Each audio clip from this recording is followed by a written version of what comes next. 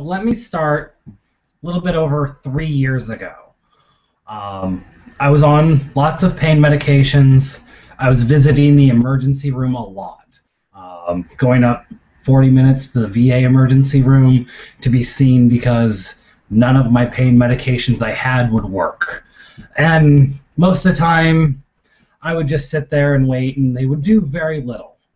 And so I was in a lot of pain, and I was crying in a fetal position on a chair. I was just hurting so bad, and I did not want to go back to the VA because it never helped, like long term. Like, sure, it would. They might every once in a while give me a shot, and it would knock me out, and I'd be done for the night. But it never helped long term. So I knew a friend that had used cannabis. Not medically. I had done my own research, though, and I said, hey, let's get in touch with this person, and I tried it. Wow, it helped. I took too much, and I slept, but, most people, when they take it their first time, do take too much, and that's just because no one has a clear understanding of how to take it, because there's so much mystery and these backroom things and whatnot that you have to try to navigate through, and it's scary because you don't know what's going on. So I went and I became a legal patient. I got certified by the state of Maine, and so then I got a caregiver, and I was getting legal medicine. And so I would use it as needed to take care of the pain and the fatigue, but try not to take too much. That's a very hard process, and it takes people a couple of weeks to several months to learn kind of what their body reacts to it, and to allow your body to adapt to this new medication. Because if you think back, way back when you started being a spoonie or started being given pharmaceuticals, and the first time you were given Oxycontin or the first time you were given Vicodin, think about the effects you felt that day. It was usually very powerful, overwhelming, and over time your body adapted, and then you could take a Vicodin and not even think it even affected you at all, and be like, hey, it didn't even affect my pain, because your body adapted to it. So for me, I had gotten this original caregiver. His medicine wasn't the greatest quality, so I ended up switching caregivers to one that's part of an organization here in Maine, Compassionate Caregivers, that work with patients, and it's more patient-centered on quality medicine. And you look at your different conditions as far as what it is, and your history as well. If you've ever tried it in your life, you will already know kind of the effect it gives you. Myself, I had never tried it in my life until that day. So I was flying completely blind. Since then, I've done lots of research. I read medical journals and scientific articles and books to try to learn that.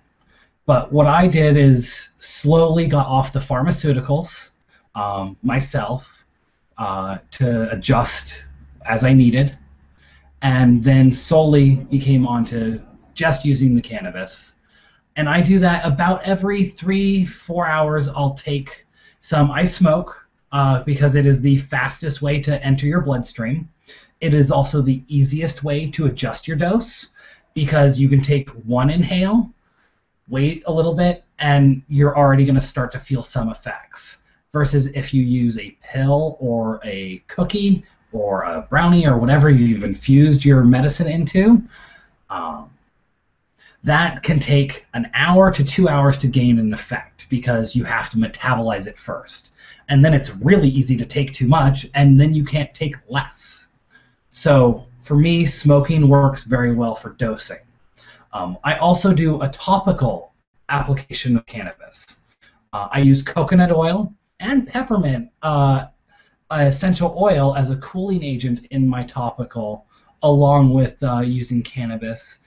It's an anti-inflammatory, so it helps relieve local pain. It's not going to cure it completely, but it is one of the best things that manages pain for me is between the two, topically and smoking, to be able to control that pain to a level where I'm able to be more active. I can play with my niece and nephew. I can go out and take a run, not a very long one, but I can run now, where that's a huge thing. I was 2 steps without a cane was time for a celebration, yay, and now I can run. I also can disc golf. I tried a little bit of that with a cane. It's slow, and it's a easy sport that way because you can throw and wait. And anyway, but for me, the cannabis has helped manage the pain better than anything has ever done. My pain is reduced by about 60% on a good day, and sometimes as low as 40%.